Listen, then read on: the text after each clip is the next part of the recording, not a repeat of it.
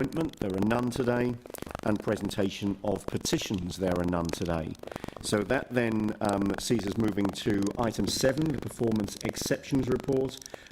So I'd welcome Peter Ryan to the table. Peter, good morning, thank you. If there are any remarks that you'd like to make on this report, we'll take it as read and then we'll move to questions. Thank you and good morning. No, there are no real detailed remarks to make. The levels of service and to some extent the capital projects results are extremely consistent with the last 5 months. They're probably a fair indication of where we will land at year end, and there isn't really much else to report. The level of service results in particular have been stable for the last 5 months in a row. They're not varying less than 1%. So they're a very stable position. Much of what remains will depend on the resident survey results, and we've undertaken to give you a rough and early look at those results rather than waiting till late in the year and presenting a polished result in May when it's a little bit too late to do anything. But the remaining results will often hinge on those surveys. The other more objective results to some extent were affected by process issues around COVID. So there is that factor there as well. But by and large, we're fairly consistent with previous years, within a few % of the organisational target and very stable. Excellent, thank you very much. So just a couple of questions on the resident survey results, if I can. So good to hear that once you've got those results and had an opportunity to have a look at them, we'll be getting an early heads up on what they look like. When will this report be updated with those results? I would hope next month's report would contain those preliminary results. We would normally only have the package of results to you in early May. Yep. But the raw data, so putting aside pretty graphs and presentation, the raw data should be available for next month's report. Excellent. Now we just opened reporting yesterday. So I do need to talk to some people about exactly what percentage of that data will be available over the next week. But I believe that most of it will be, and we should be able to give it directly to the managers. Now there is the issue, I should canvass here, that if it appears in next month's report, that data will be public at that point. So we can't report it without it becoming public. Of course, yeah, of course. And Chair, you will appreciate I haven't seen any of it yet myself. Yeah, absolutely. All right, so let's keep a good joined up approach to this. Yes. And expect there'll be at the very least some update next month, possibly the report updated, certainly the report updated in May, the following month. Yeah, let's just keep a good joined up approach to that. I mean, the important thing is that once the information is available and has been considered, the reports are updated with it. And the other important thing from our point of view, of course, is that that's something we'd be taking into account as part of our long-term plan considerations alongside the community feedback that we're getting through the consultation period at the moment as well. Of course. All right, so thank you for that update. Let's move on to any further questions on this report. Are there any questions? Jimmy. Question. On page 32, regarding to parks and the foreshore, the target 100% customer service request numbers actually 66%. But your answer here, due to the closure of several out-of-date historical customer service request numbers, I can understand what I mean. I can't really speak for Andrew in detail here, but I think what he's saying is that there has been historically some CSRs that were held up. Yes. And that in resolving them and coming to a final statistic, that it's come out at 66%. Okay, but I think probably this one, if you close, should be the percentage should be high rather than low. So well, not if you've exceeded the time frame. Okay. Second question is on page 35. Regarding citizen and customer service delivery in timely manner, target is 90 seconds, 1.5 minutes, but year to date is more than 2 minutes. But here, particularly mentioned staffing constraint have been our biggest hurdle in recent weeks. That's short of staff, am I right? Short of task force. Or I think it can be taken at face value that they have been short of staff and that they do have people about to commence to address that. So but it's more than 2 minutes, that's a particular, it's average only, average. Yes, an average speed to answer, yes. Okay, thank you. Thank you. Mike? Page 22, and actually I'll probably potentially ask this one in the next one. The exceptions around the major cycleway, should I just save that for the next item? Potentially, yes, because this is the... Okay, that's fine. Anything else on this report? Yanni? Thanks. Just on the measure, more people are choosing to travel by bus. Which page, Jan? That's on page 30. Thank you. I was just interested if we've got any information about the success or otherwise of the real-time information system. I have put questions in off the CE to try and understand the extent of the failure of that system for buses. And I think we were going to get something back, and I know we're looking at a new system. We had a youth advisory meeting a few weeks ago where we've got a youth action plan from 2017, which one of the actions is to fix the real-time information on the buses. So I guess it's just a question around the remedial action, because we're not getting more people choosing to go by bus, we're not meeting our target, and I just wondered whether we're making any steps to improve people's understanding of how the system works, given it's been an issue that's been raised. I'm just not comfortable with the lack of detail in the remedial action when some very obvious things seem to be at play that could be done. Through you, Mr. Chair, we are putting in a new RTI, or real-time information system, and I haven't got an exact date for when that will be delivered, but obviously we need to work closely with Environment Canterbury on that, because as I think I mentioned last time, they have to go at specific bus stops, they have to be on the buses, and they have to also be at the bus interchange. So all three components need to speak to each other.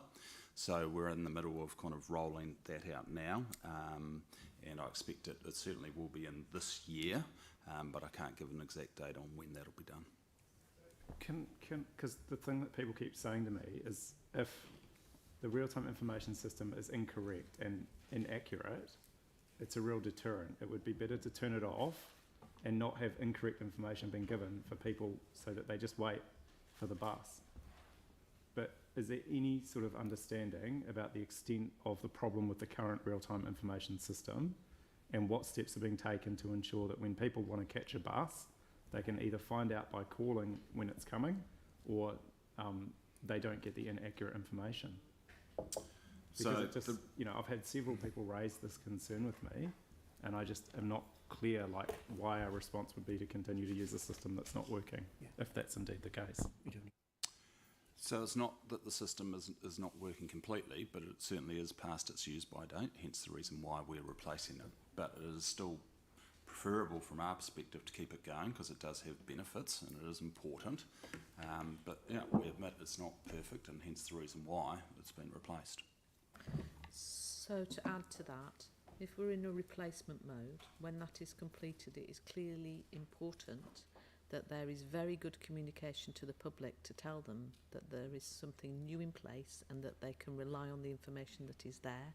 Otherwise, they will have a view that they can't necessarily trust it. I get that, but the feedback that I'm currently getting from people that are trying to catch the bus is they keep getting the wrong information. They keep getting told the bus is coming 20 minutes later when it actually comes in a minute or 2 minutes time.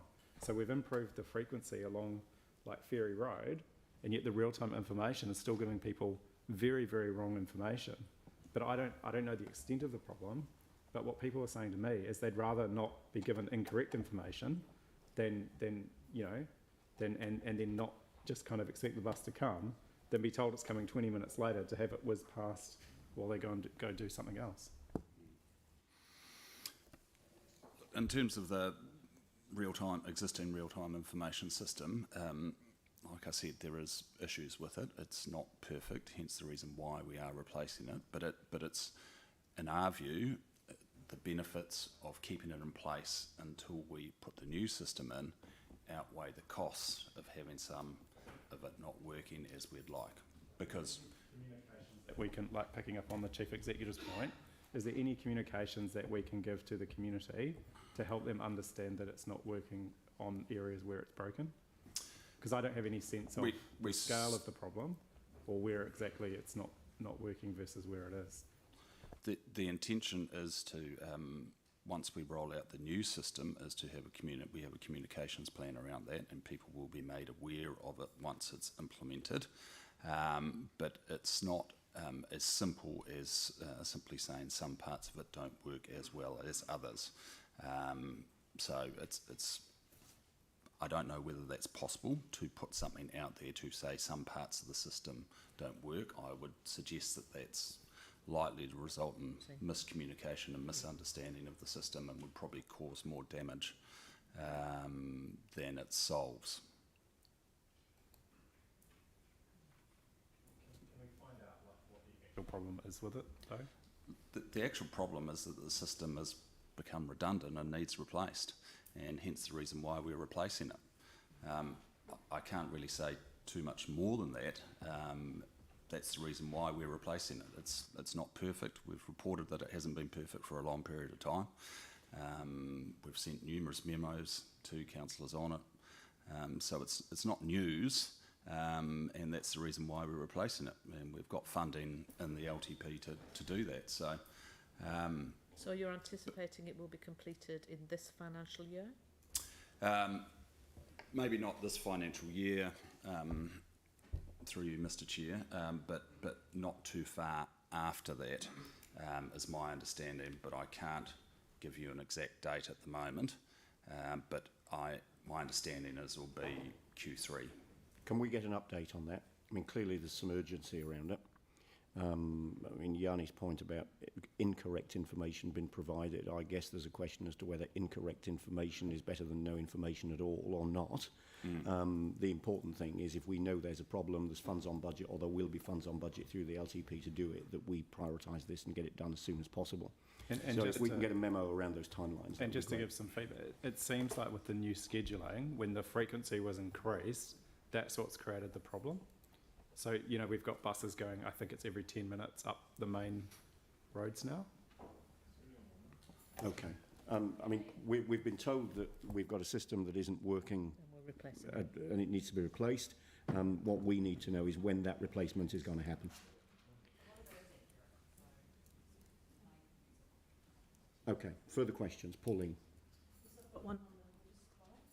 Water supply? Yep, sure. What page? On page 25, just with the leakage rate, it doesn't seem to be coming down at all.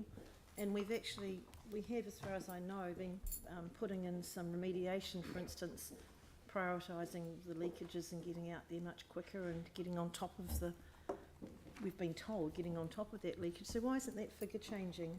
Or is this sort of slightly older data? I think this is one for John.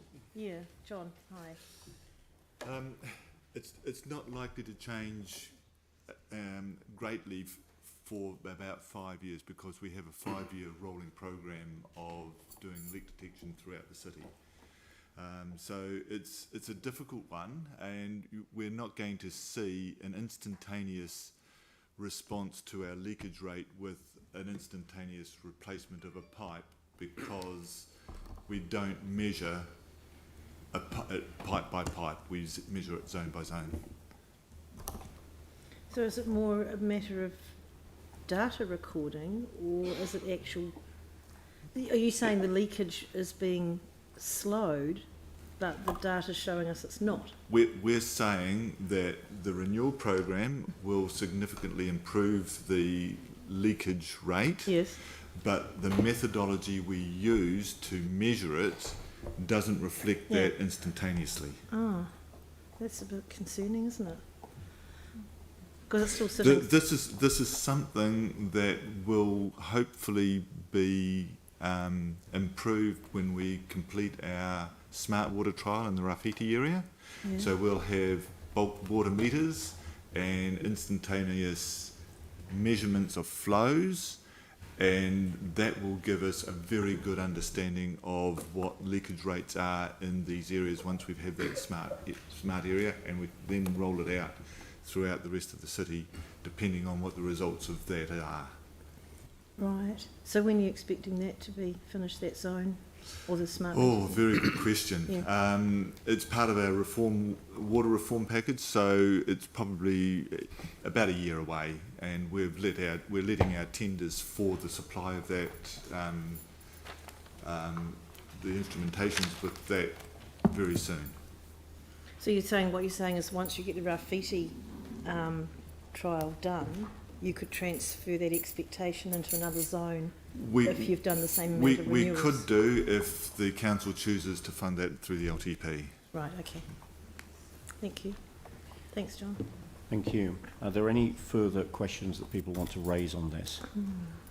All right, so I'm happy to move that we receive the information provided in the report. Pauline, you will second. All those in favour say aye. Against? That's carried. So now let's move to item